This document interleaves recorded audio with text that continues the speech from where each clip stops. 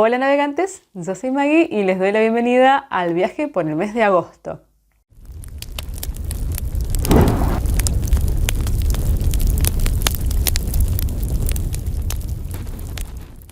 ¿Cómo están? Espero que bien.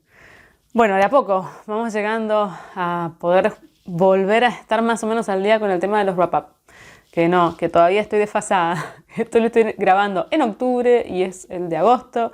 Y también lo voy a tener que dividir en dos partes, porque como ahora encima estoy haciendo las lecturas de los fragmentos, se me hacen más largos también los videos. Entonces, si bien este mes leí un poco menos que el anterior, de todas maneras también lo voy a dividir en dos. Así que vamos a empezar con la primera parte del recorrido de lecturas de agosto. El primer libro que terminé durante el mes de agosto, y también fue una lectura conjunta con este mismo amigo que venimos haciendo las lecturas conjuntas anteriores, fue Aquí vivieron, del escritor argentino Manuel Mujica Lainez. Yo hablé de este escritor en el book tag de Un peruano en julio y contaba sobre el libro Misteriosa Buenos Aires. Bueno, es como una especie de díptico porque este libro es anterior a Misteriosa Buenos Aires, pero la idea es la misma. Son una serie de relatos que pintan una época histórico-cultural de cambios en la Argentina, desde la época de la colonización, la independencia y las primeras épocas del siglo XX. A través, en este caso, de una casa, de un lugar físico, una casa que está situada en un lugar específico y que ve pasar a través de sus muros a distintas generaciones y distintas situaciones y personajes. Un poco la historia de la casa y del lugar en concreto es la historia de América y de Argentina. Lo que tiene de interesante, como yo también hablaba en el book tag, es que Mujica Lainez, además de escritor y periodista, era historiador. Entonces muchas de las historias que son ficcionales están mezcladas con personas reales y con situaciones que pasaron que son reales. Entonces hay una mezcla muy interesante entre lo ficcional y lo real. Y te da un panorama de lo que fue el devenir de la historia argentina. En el caso de Aquí vivieron, no me pareció tan logrado como Misteriosa Buenos Aires, porque los relatos se hacen muy repetitivos. Llega un punto en que son muy similares entre sí.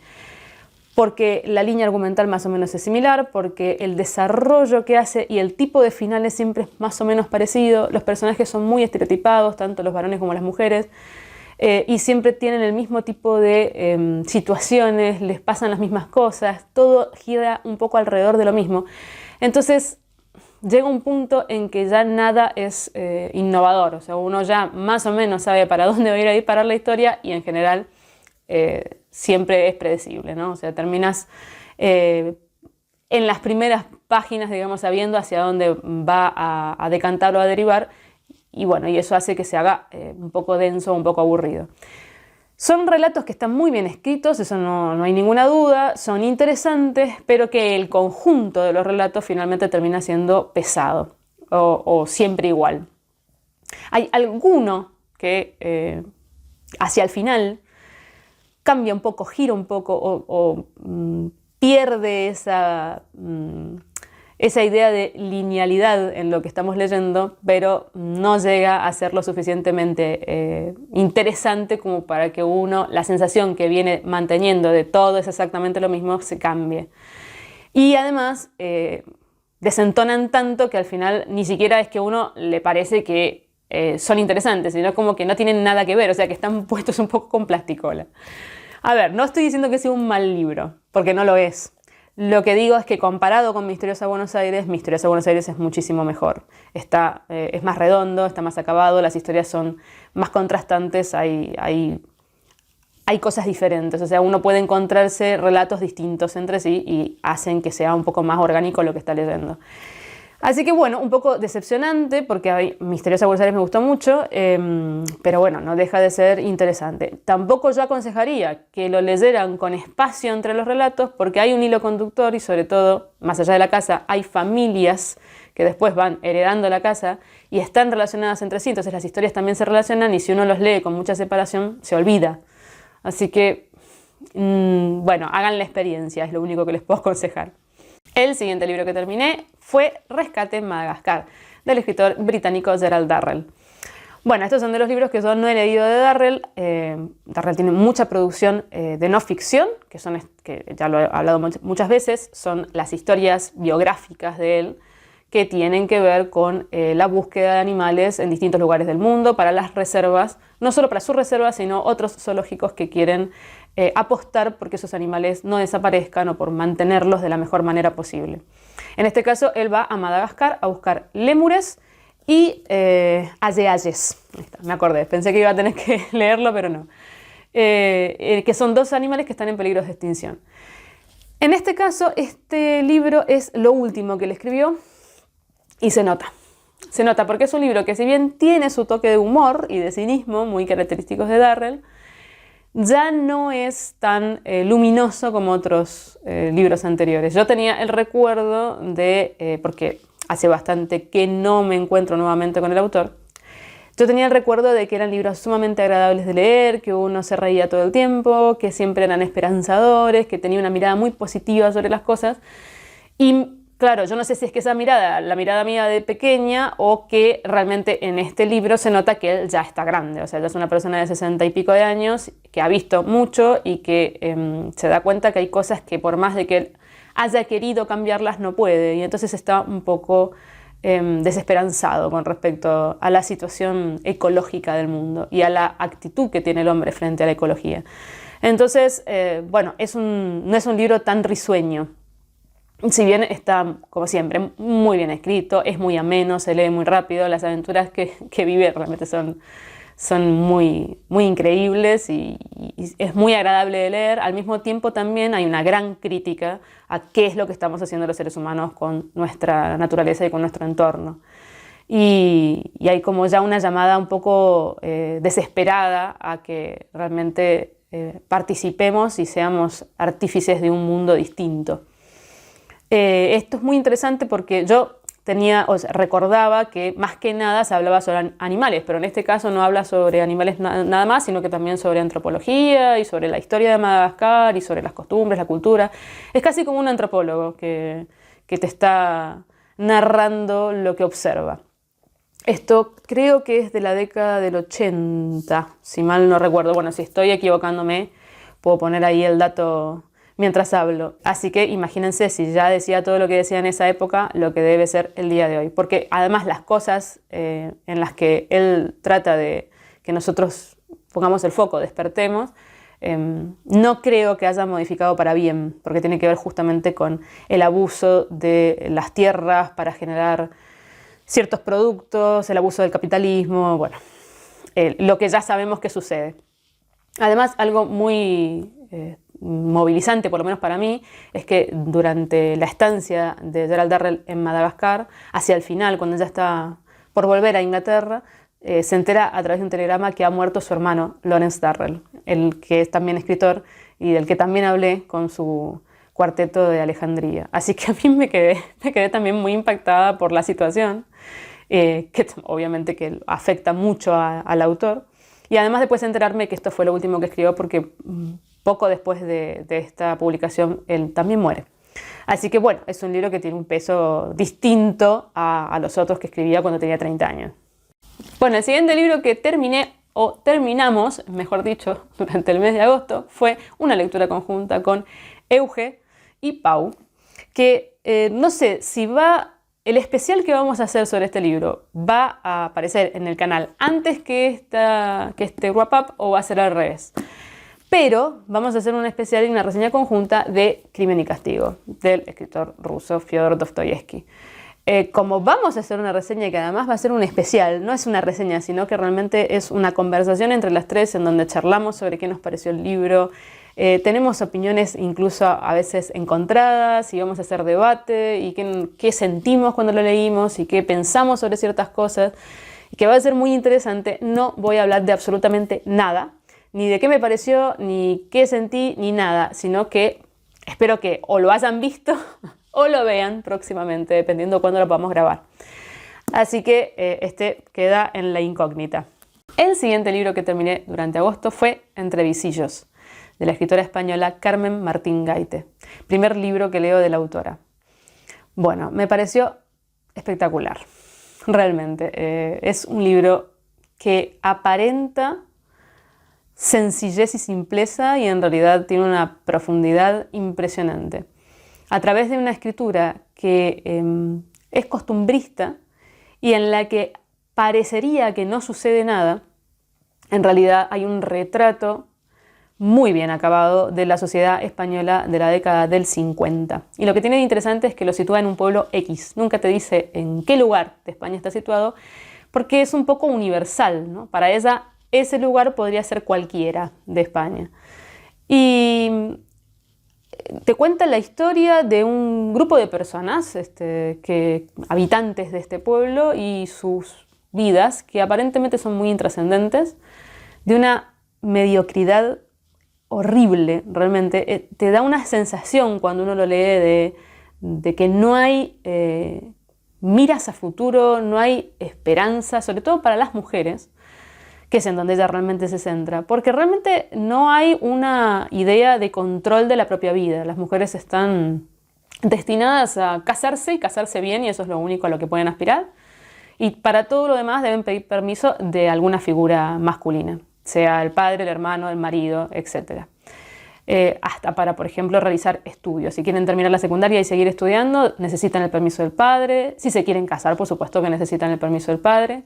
Si quieren viajar, si quieren pensar por sí mismas. Y esa sensación de que no se va a ningún lado, de que los personajes están atrapados en ese tipo de vida, que además no tiene ningún tipo de grandiosidad, ni intelectual, ni emocional, ni psicológica. Es un devenir y nada más, es vivir y cumplir los mandatos sociales y familiares que se impusieron y no pensar. Y es increíble cómo ella, a través de una narración en donde parece que no estuviera hablando de eso, uno va ingresando a ese mundo que te plantea y va sintiendo esa asfixia, esa necesidad de otra cosa, de lo poco que se puede aprovechar en un lugar en donde no hay nada para hacer, que no sea salir al cine o al boliche y ver si fulanito me mira o no me mira.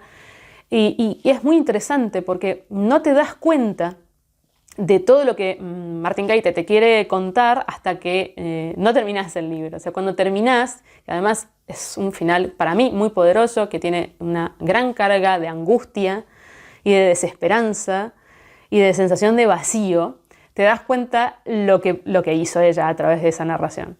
La verdad que me pareció espectacular. No esperaba poco porque había visto muy buenas reseñas, pero tampoco sabía con lo que me iba a encontrar, y fui cambiando de sensaciones y de opinión a lo largo de la lectura. Está muy bien escrito, es muy llevadero. Hay momentos en que uno piensa, pero qué intrascendencia tiene todo lo que estoy leyendo, ¿para qué estoy leyendo esto si no pasa nada, nada va a ningún lado? Y al final es que te das cuenta que ella quiere hacerte sentir eso, quiere hacerte sentir como una persona más en una época muy difícil de España, con una dictadura terrible que coartaba la libertad, el pensamiento, la vida, las esperanzas, todo.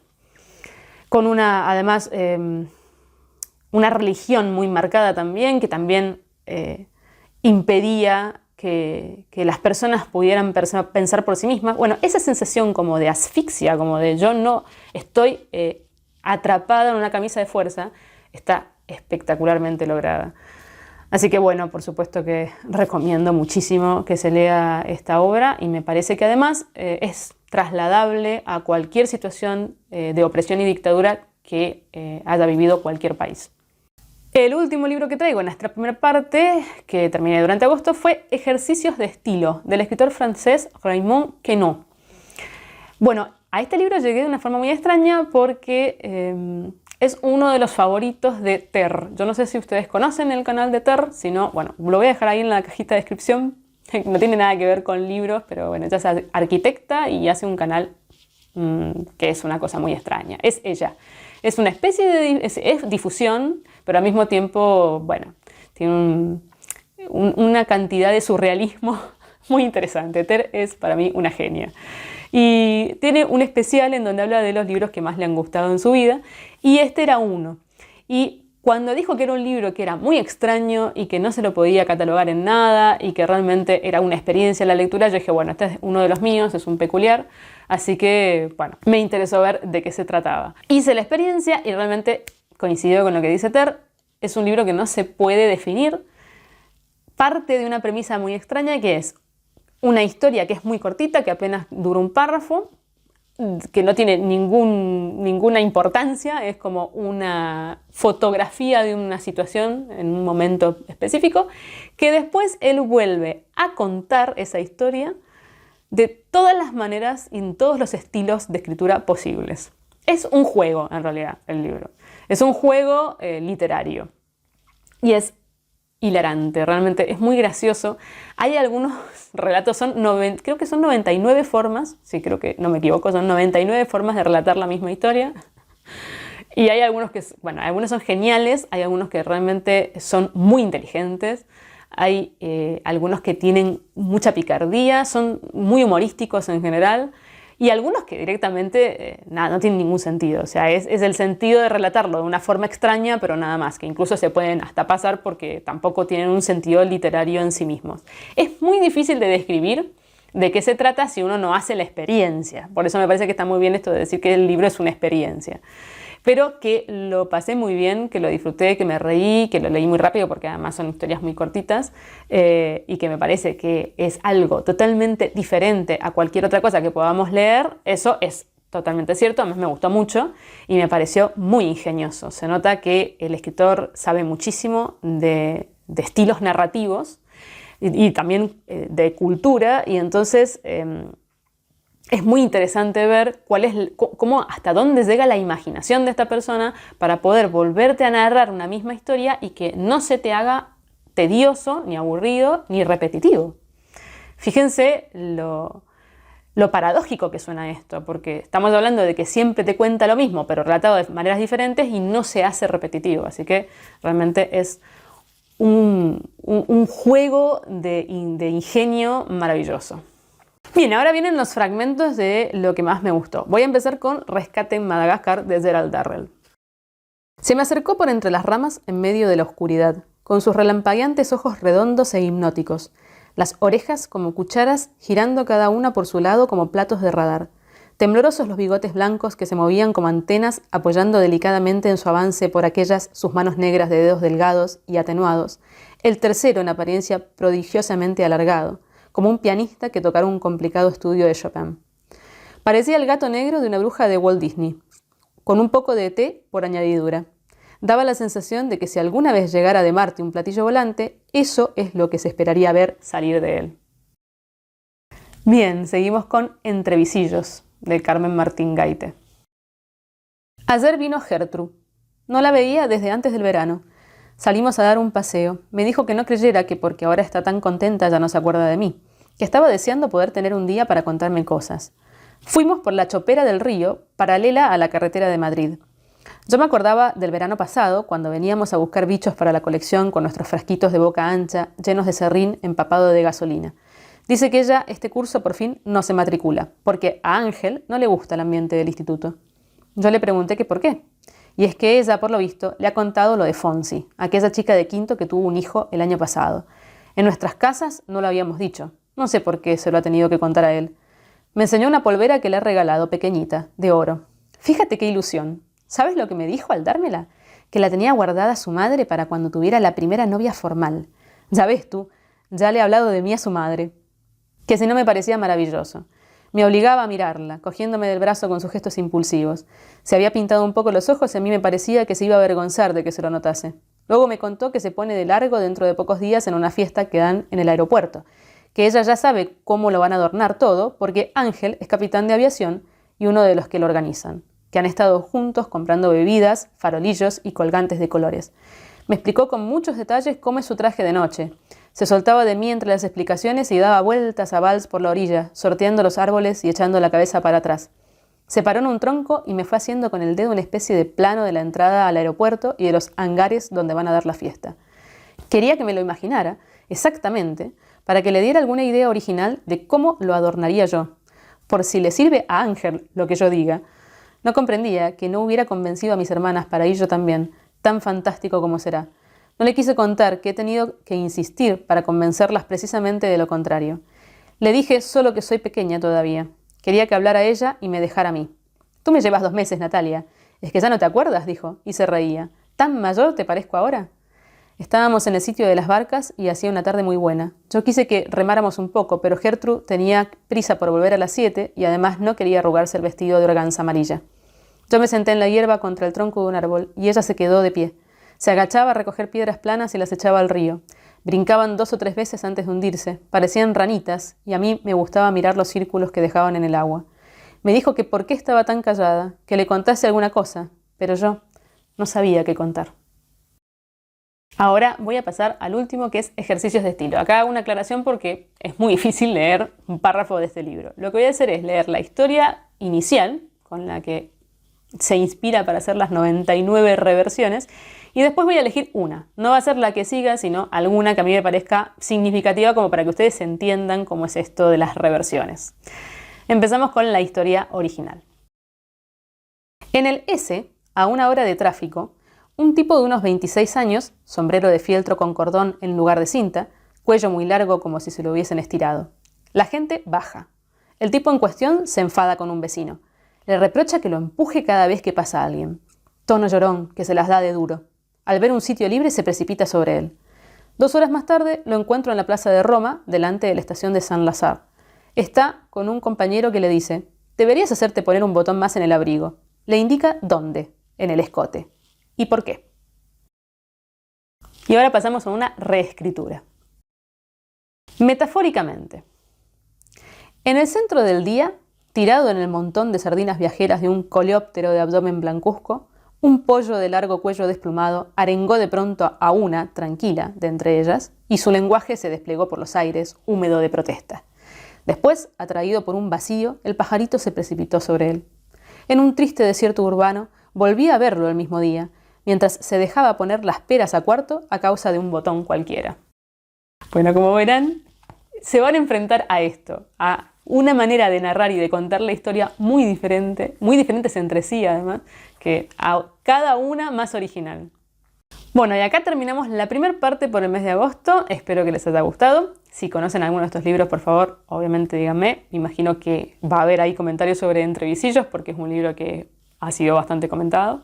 Si tienen algún libro para recomendarme, a lo mejor de Carmen Martín Gaite también, o de quien quieran, por favor, bienvenidos sean. Nos estamos viendo en el próximo viaje.